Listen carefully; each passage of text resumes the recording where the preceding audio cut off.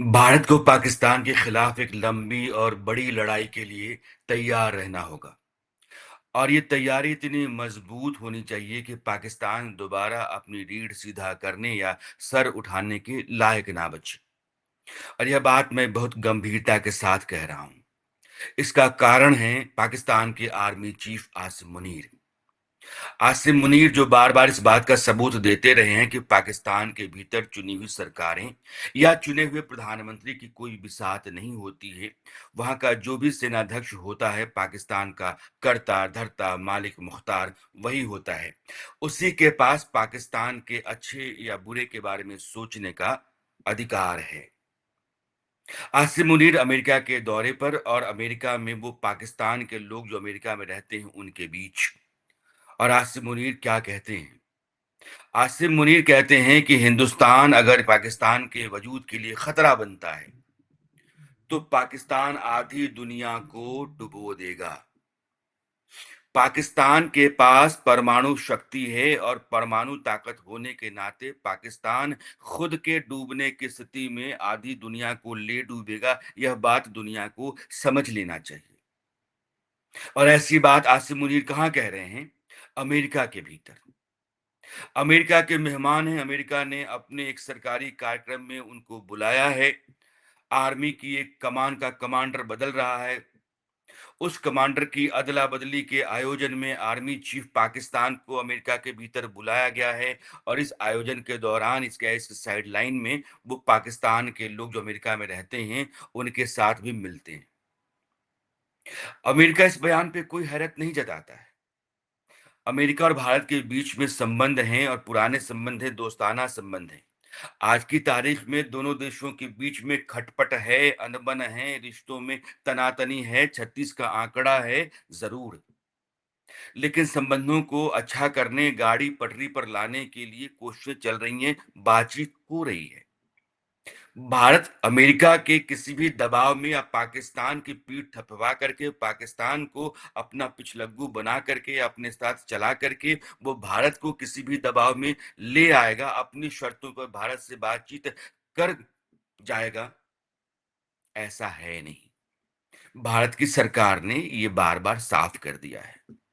फिलहाल अमेरिका एक मेज़बान देश है और उस देश से एक दूसरे देश का आर्मी चीफ एक तीसरे देश के बारे में, मेज़बान देश के मित्र देश के बारे में इस तरह का बयान देता है और वहाँ से कोई ऐतराज़, कोई विरोध, कोई आपत्ति दर्ज नहीं होती है, ये हैरान करने वाली बात है। डोनाल्ड ट्रंप इस मुगालते में हैं कि पाकिस्तान के साथ वो उसके सिर पे अपना हाथ रख कर के भारत को किसी तरीके से मोड़ लेंगे, ऐसा है नहीं।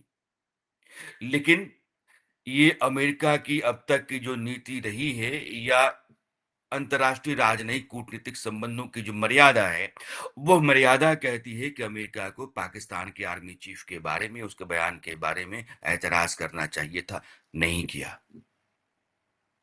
और इससे कहीं खतरनाक बात आर्मी चीफ पाकिस्तान आसिम मुनीर ने कही कि सिंधु नदी के ऊपर हमारी नजर है। भारत अगर सिंधु नदी के ऊपर बांध बनाता है तो हम मिसाइलों के जरिए उसको नष्ट कर देंगे।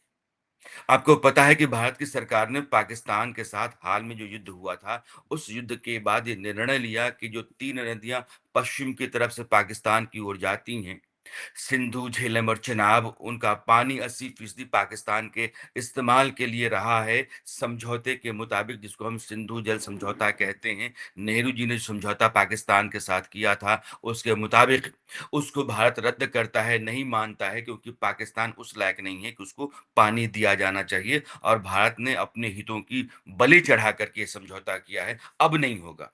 जो खून बहाएगा उसको तो हम बहता हुआ पानी नहीं दे सकते।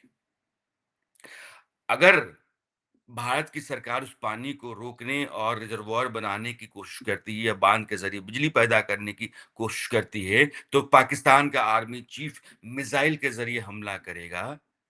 ज़ाहिर है भारत को उसका जवाब देना पड़ेगा।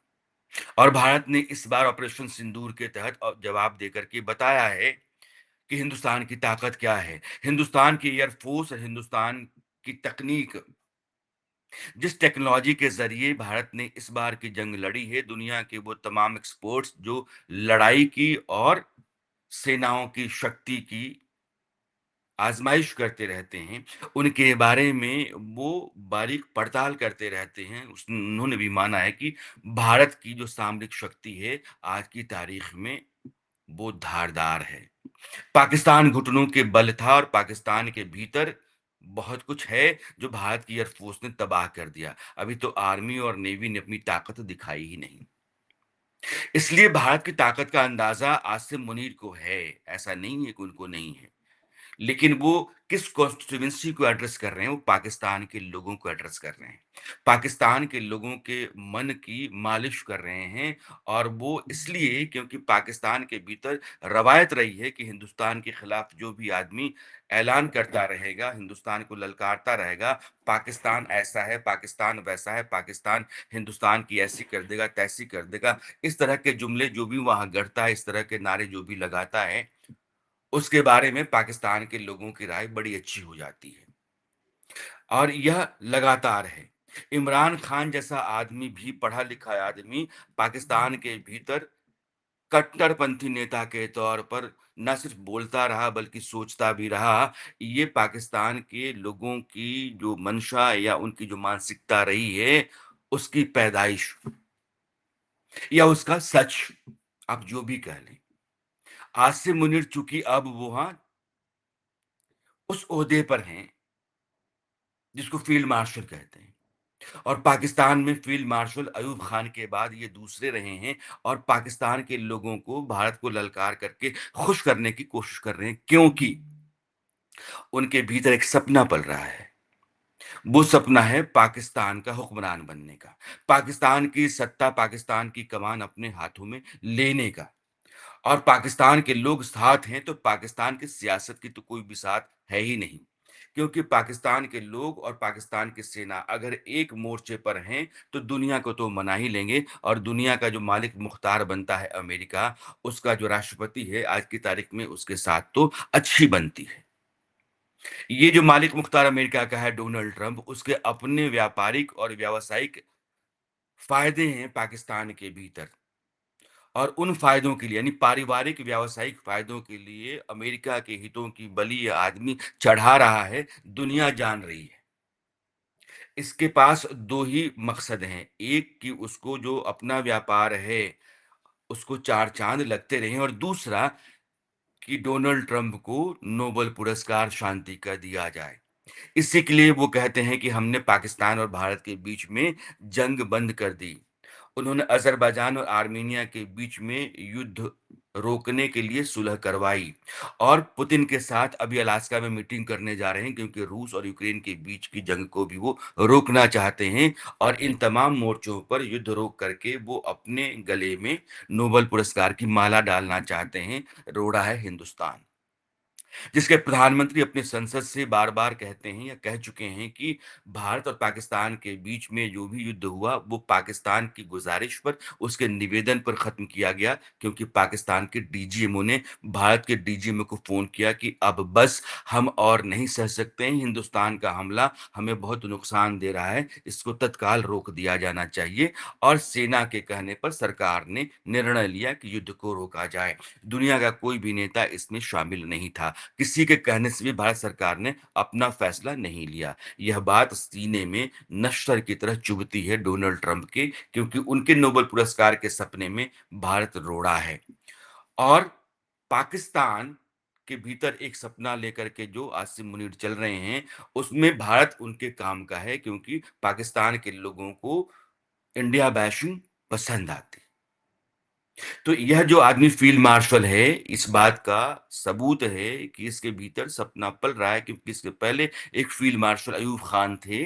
अयूब खान को सिकंदर मिर्ज़ा जो तब के राष्ट्रपति हुआ करते थे पाकिस्तान के, पाकिस्तान में सरकारें लगातार गिरती चली जा रही थी। गठबंधन चल नहीं पा रहे थे, तोड़-फोड़ बहुत अधिक चल रही थी और वो जो अराजक स्थितियाँ पैदा हुईं, उनसे बाहर निकलने के लिए सिकंदर मिर्ज़ा को एक फ़ॉर्मूला सूझा। और ये कि हम आर्मी चीफ अयूब खान को कहते हैं कि तुम यहाँ मिलिट्री रूल लागू करो और तुम मेरे कहे में रहोगे, मेरे मुताबिक रहोगे, मैं देश का राष्ट्रपति रहूँगा, सरकार मैं चलाता रहूँगा, सत्ता मेरे हाथ में रहेगी और मेरे मुलाज़िम के तौर पर मेरा जो आर्मी चीफ़ है, वो काम करता रहेगा, बात बन जाएगी।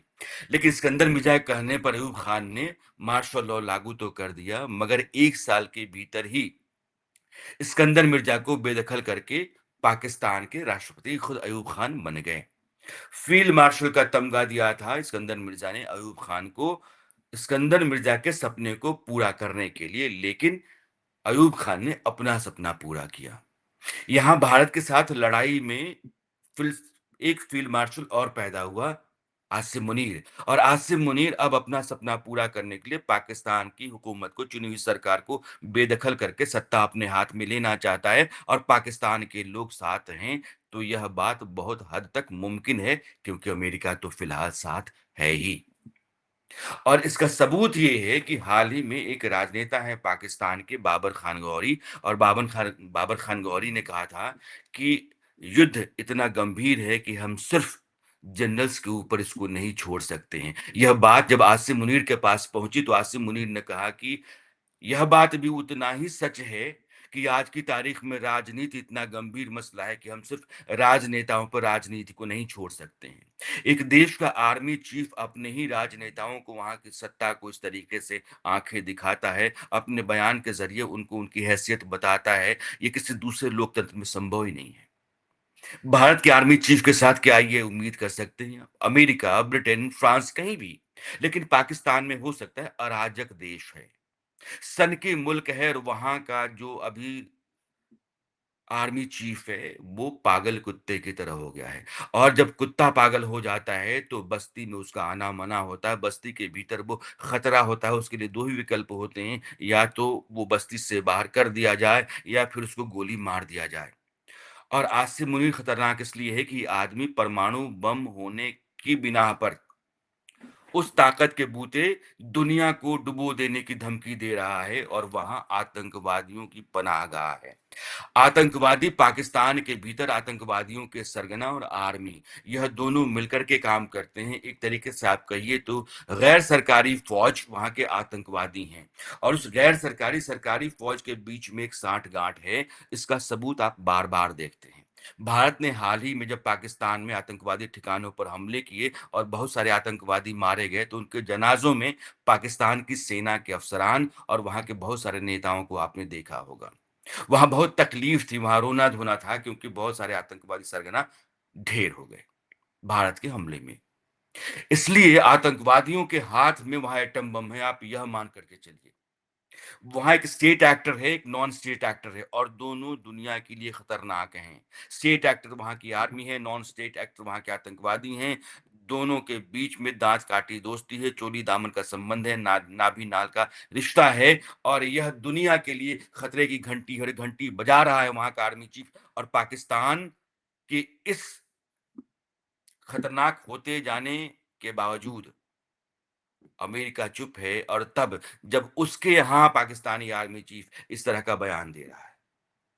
इसलिए भारत ने जवाब दिया कि पाकिस्तानी आर्मी चीफ का बयान जो है, वो सरासर गलत है। एक मित्र राष्ट्र में इस तरह का बयान दे करके ना सिर्फ अमेरिका और भारत के संबंध खराब हो रहे हैं, बल्कि पाकिस्तान को समझना चाहिए कि भारत ऑपरेशन सिंदूर को ऑन किए हुए है। उसके भीतर कोई भी खतरा उन आतंकवादियों के ज़रिए होता है या उन ताकतों के ज़रिए होता है, जो पाकिस्तान के भीतर पल रहे हैं, पोसे जा रहे हैं, पनप रहे हैं, तो फिर भारत अपनी सीमा लांघ करके पाकिस्तान के भीतर घुस करके फिर हमला करेगा, जैसा कि वो करता रहा है। Operation Sindoor is on.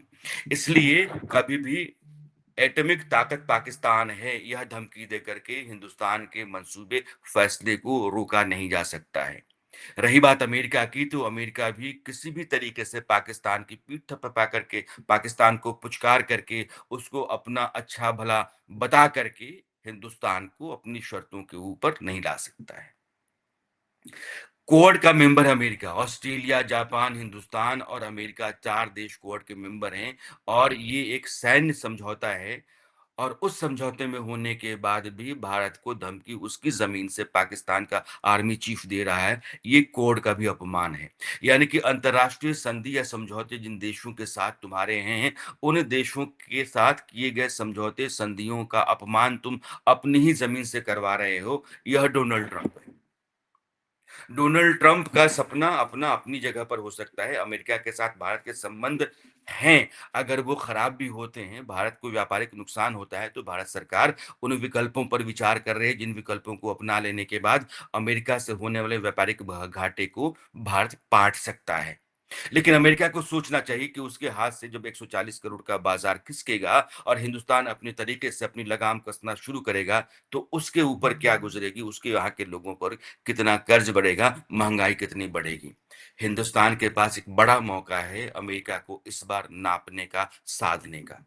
लेकिन उससे कहीं बड़ी तैयारी करने की जरूरत है पाकिस्तान को सिखाने के लिए। और पाकिस्तान का आर्मी चीफ अगर इस तरीके से बड़बोलापन कर रहा है, तो ये सिर्फ हल्के में लिए जाने की बात नहीं है। इसको बहुत गंभीरता से लिया जाना चाहिए और भारत की सरकार, भारत की सेना और कूटनीति, राजनयिक संबंधों के तमाम जानकार को इस पर एक खुली, स्पष्ट राय रखनी चाहिए। नीति के तौर पर भारत की सरकार बहुत साफ है, लेकिन तैयारी के लिहाज से हमको अपने आप को और ताकतवर करना है। भारत की सरकार उधर बढ़ रही है। रक्षा बजट में लगातार इज़ाफ़ा हो रहा है। कुछ अलग से बजट निकाल कर के ज़रूरी जो हमारी आवश्यकताएँ हैं, उनको पूरा किया जा रहा है। यह सब सही है, लेकिन हमको यह मानना है कि चीन, टर्की और पाकिस्तान तीनों अगर एक साथ आकर के पाकिस्तान के पीछे से लड़ रहे हैं, यानी कि पाकिस्तान को आगे करके दोनों देश पीछे से सैनिक सहायता दे रहे हैं, तब भी भारत पाकिस्तान को रगड़ पाए, इस हालत में हमको होना है। और ये आसिम मुनीर का बयान एक सनकी, पागल, अराजक आर्मी चीफ का बयान नहीं है। दुनिया के लिए खतरनाक हो चुके एक देश के उस आर्मी चीफ का बयान है, जिसके मन के भीतर पाकिस्तान का प्रमुख, पाकिस्तान का मालिक मुख्तार बनने का सपना पल रहा है। उस सपने को पूरा करने के लिए वो सनक की कोई भी हद पार कर सकता है। इसलिए भारत के लिए खतरा है। इसलिए भारत की तैयारी मजबूत होनी चाहिए। इसलिए मैंने कहा कि भारत को एक बड़ी और लंबी लड़ाई के लिए तैयार रहना होगा और ये लड़ाई ऐसी होनी चाहिए कि पाकिस्तान न रीढ़ से सीधा हो सके और ना ही वो दोबारा सर उठाने की हालत में आ सके। इस वीडियो में मेरे साथ इतना ही। इंतज़ार कीजिए अगले वीडियो तक। नमस्कार।